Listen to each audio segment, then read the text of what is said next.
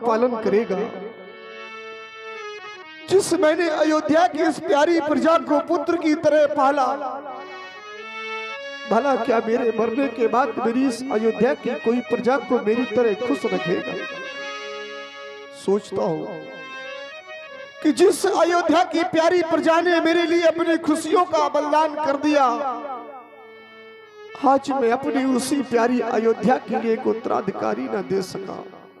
देवता, मुझे ऐसे सुखों की आवश्यकता नहीं है, ऐसे स्वर्ग के सुख मुझे ना चाहिए। ऐसे सुखों का मेरे जीवन में मतलब ही क्या है? मैंने आपकी कृपा से 3 विवाह किए, परंतु मुझे पुत्रों की प्राप्ति नहीं हुई। मैंने देखा है अपनी इस अयोध्या में कि जब मेरी अयोध्या में किसी परिजन के यहाँ पुत्र का जन्म हुआ तो उन्होंने अपने पुत्र के जन्म पर जन्मोत्सव को नहीं मनाया। पुत्र के जन्म होने पर अपनी खुशी को मंगल वाद्यों के माध्यम से अपनी खुशियों को नहीं मनाया। उन्होंने कहा कि यदि हम अपने पुत्र के होने पर खुशियां मनाएंगे तो हमारे महाराज को जब यह पता चलेगा जिन्हें कोई संतान नहीं है तो उनके हृदय में बड़ा कष्ट होगा। ये कितना परित्याग करती है मेरी प्यारी प्रजा मेरे लिए, परंतु मैं अपनी इस अयोध्या की प्रजा के लिए कुछ ना कर सका। देवता, आपसे मेरा बस एक ही निवेदन है, स्वर्ग का सुख ना,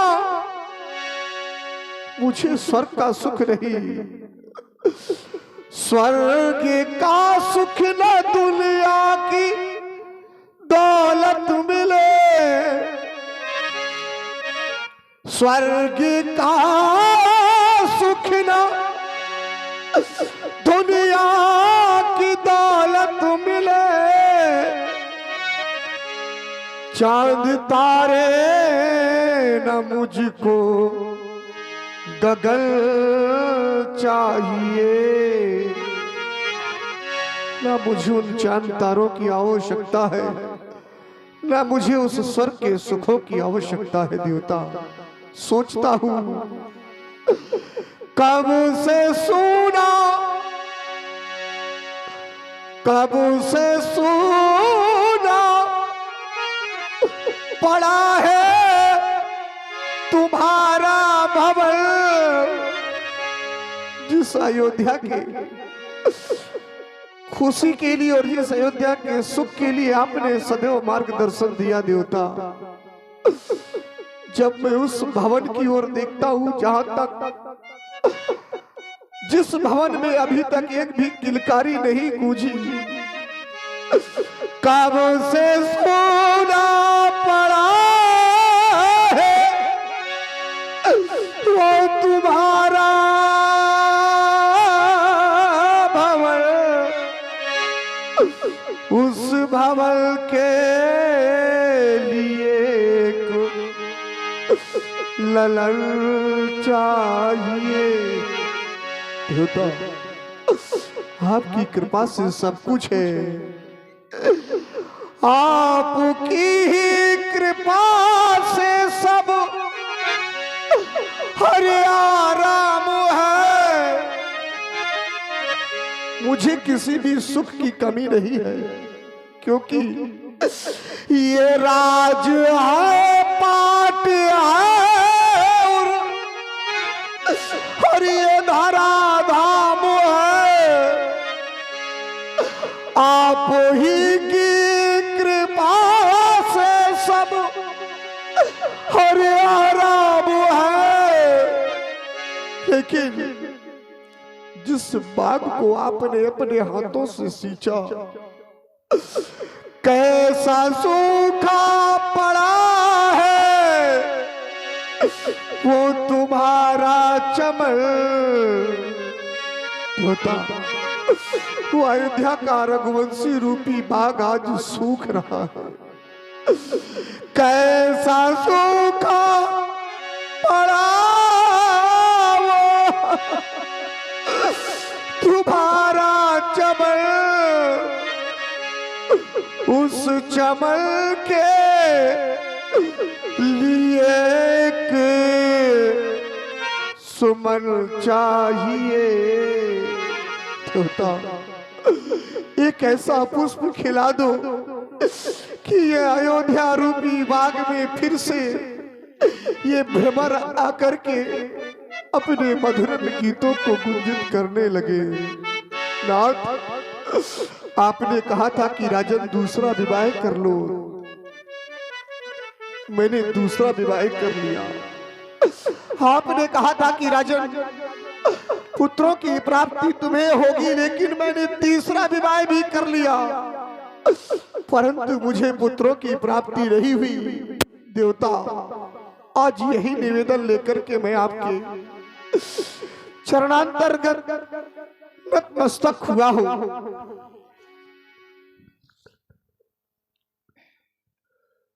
सोचता हूं मेरे देवता,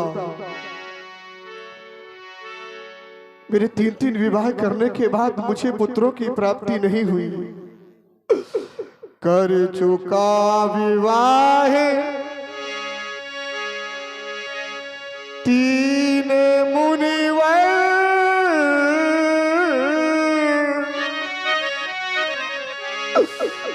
फल जिसका मुझको मिला नहीं है। चौथा पर आने वाला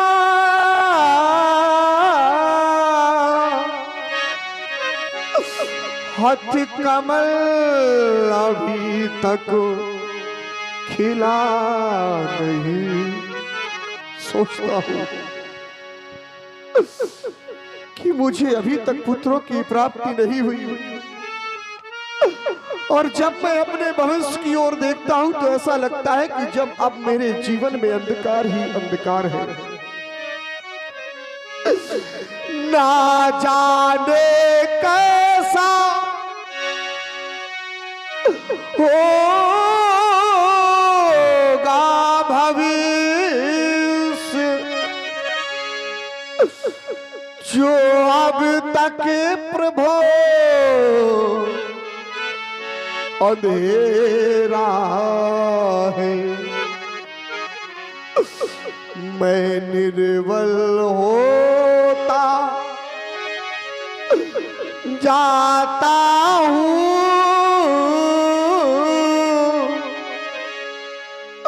उन प्रबल दुखों ने घेरा है।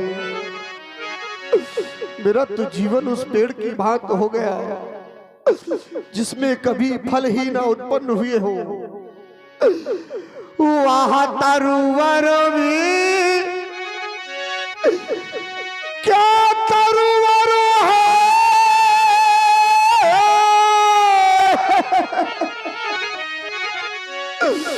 जिसमें फल उत्पन्न रहो। वहाँ जलधर भी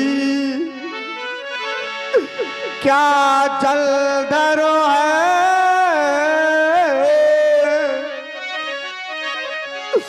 जिसके जल से संपन्न न हो।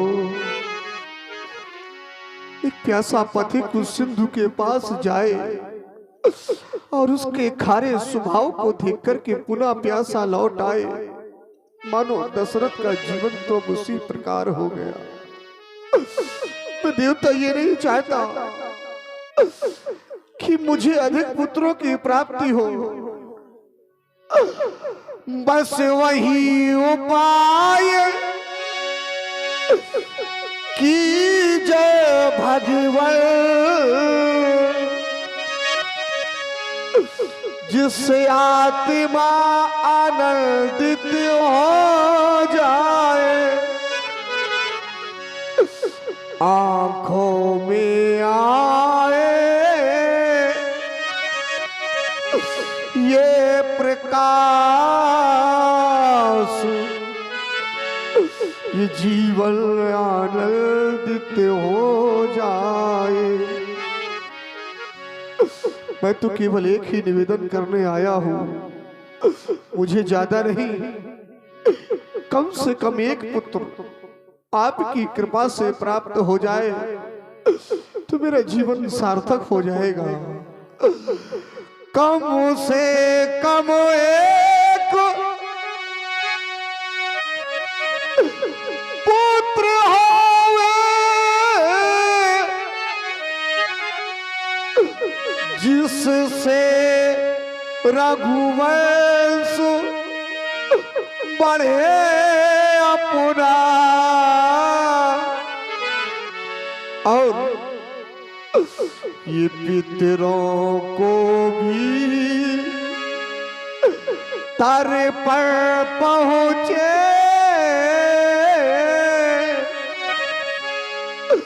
आगे को नाम चले अपना। सोचता हूँ इस रघुवंश का नाम आगे की ओर चलाने वाला कोई तो हो, जिसके सहारे ये रघुवंश आगे की ओर बढ़ सके।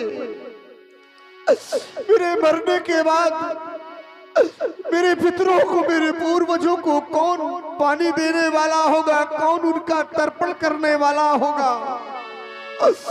कम से कम एक संतान यदि होगी, आपकी कृपा से एक संतान की प्राप्ति हो जाएगी तो इस वंश को भी आगे बढ़ाया जा सकेगा और हमारे पितरों को भी तर्पण प्रदान हो जाएगा। देवता, तर्पण प्रदान हो जाएगा।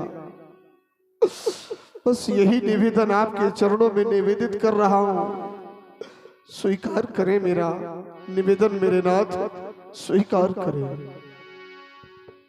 राजन, तुम्हारा समस्त कथन सत्य है।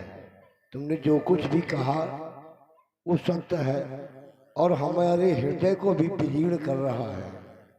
तो सुनो, चिंता ना करो, चिंता बहुत खराब चीज होती है। चिंता चिता से बढ़कर है, गुण के समान लग जाती है। चिंता जीवित को भस्म करे, मुर्दे को चिता जलाती है। राजन, धरहु धीर हुई है सुचारी, त्रिभुवन विदित भगत बहारी। तुम्हारे एक नहीं, दो नहीं, तीन नहीं, 4 यशोराज पुत्र पैदा होंगे। इसके लिए तुम्हें पटना नरेश विभांडित ऋषि के पुत्र श्रृंगी ऋषि को बुलाना होगा। आपके द्वारा दिए गए आदेश का अविलंब ही पालन किया जाएगा और राज्य मंत्री अविलंब ही पटना के नरेश राजा रोमपाद के यहाँ से नारजी विभांडक के सुपुत्र श्रृंगी ऋषि जी को सादर अयोध्या अंतर्गत आमंत्रित किया जाए। देवता, तब तक मैं चाहता हूँ कि हम आप मनोरमा मां सरयू के किनारे पहुँच करके सुंदर वेदिका का निर्माण करें। श्रृंगी साही वशिष्ठ